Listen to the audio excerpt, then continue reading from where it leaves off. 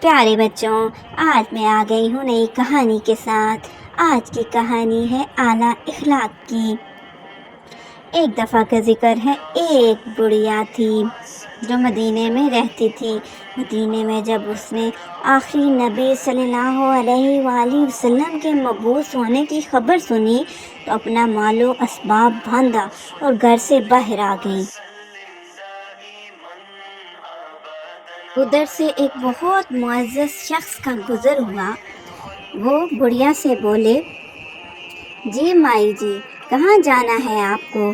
بڑھیا بولی کہ پتہ ہے مدینے میں کوئی جادوگر آ گیا ہے، وہ لوگوں کو جادو کے ذریعے سے گمراہ کر رہا ہے اور لوگ خود بخود اپنا گھر بار چھوڑ کر اس کے پیچھے لگ رہے ہیں، اپنا نسلی پرانا مذہب چھوڑ کر اس کا مذہب اختیار کر رہے ہیں۔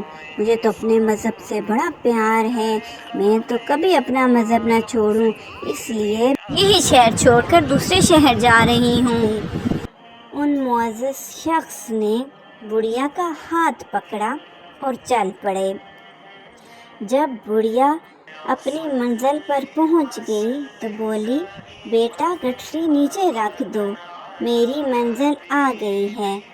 تو ان اجنبی شخص نے گٹھری نیچے رکھی اور اپنے راہ چل دیے۔